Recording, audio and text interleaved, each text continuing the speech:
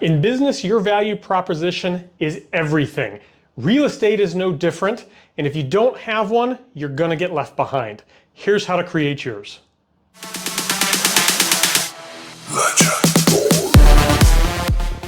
Hey guys, Alex Brackey with Becoming the Bulletproof Agent. So I recognized early in my career that a value proposition was wildly important. There is no successful company out there that can't articulate what their value proposition is. In other words, value proposition is just simply kind of a fancy way of saying what makes it worth doing business with you. Why you, right? Apple has their value proposition. Nike has their value proposition, right? It can be something as simple as, for Nike, maybe it's just that all the biggest athletes use them, right? That's a value proposition.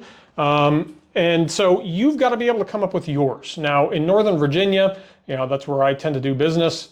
We have something like 30,000 real estate agents in the immediate area, right? Within stone's throw of Washington, D.C. somehow, some way, be that D.C., Maryland, Virginia, West Virginia, etc. So you've got to have a way to stand out from the other 29,999. Why you, right? And one of the most common responses that I hear this is, well, I give good service. And I got to be honest, guys, I feel like if I hear that again from a real estate agent, I want to lovingly punch them in the throat because to pull a phrase from an old mentor, Tom Ferry, because giving good service is not a value proposition. That's just your minimum barrier to entry. Like that's the minimum expectation. If you were hiring a roofer and you're interviewing 3 roofers and they said, hey, you should hire me because I've worked on a roof before. Well, like, bravo. I mean, that's just kind of like a base expectation, right? I mean, you can't say that that's like some burning desire reason why you should hire that roofer is because they've been on a roof before. Well, no kidding. The same is true in real estate. Of course you give good service. You damn well better. Like that's your job, right? So a value proposition looks different. Again, what is the thing that you do that no one else does, right? What's the thing that you do that no one else is willing to do, no one's capable of doing? I have another mentor. His name is Sharon Srivatsa. And this guy, he comes from the investment banker world, and he has one of the best value propositions I know. So I'm going to give you what his was when he was active in production.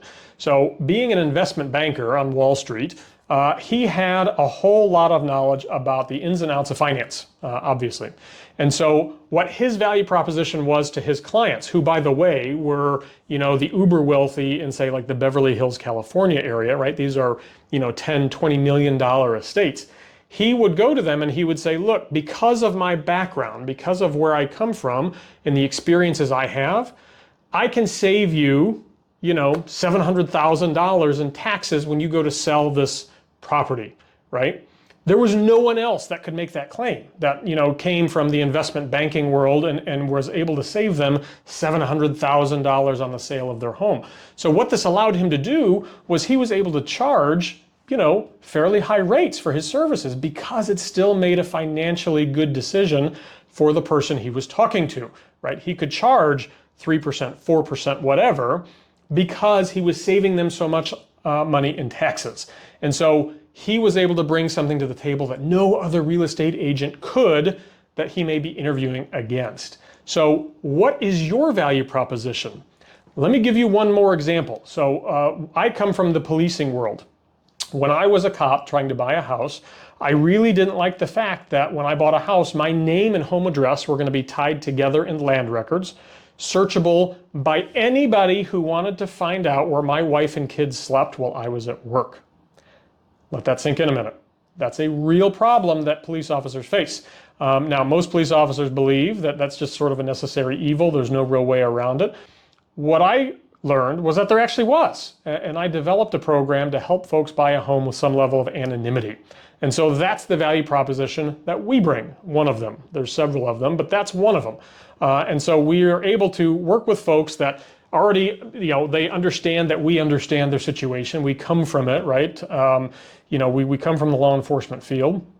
And so if they want to work with somebody that's like them, they want to work with somebody that understands their problems and their concerns and has a solution for some of the big ones, guess what? we're one of the only people they can hire, right? And so that immediately sets us apart from everybody else in the industry that simply gives good service. So guys, I would implore you to come up with your own value proposition, and I'm going to give you the formula to do it. So the formula is pretty simple. Hey, you know how, state a problem in the industry. Well, we, state your solution. Well, you know how, when you sell your home here in Beverly Hills, you're going to pay a small fortune in taxes. Well, we can help you save hundreds of thousands of dollars because of our investment banking background. Value proposition. Well, you know how, when you buy a home, your name and home address are tied together in land records, searchable by anyone who wants to find out where your spouse and kids sleep while you're at work. Well, we help keep your name off of those tax records so that you're relatively anonymous when you buy this house. So, well, you know how, state a problem in your industry. Well, we give your proposed solution. That's how you develop a value proposition, guys. So I hope you take that, run with it.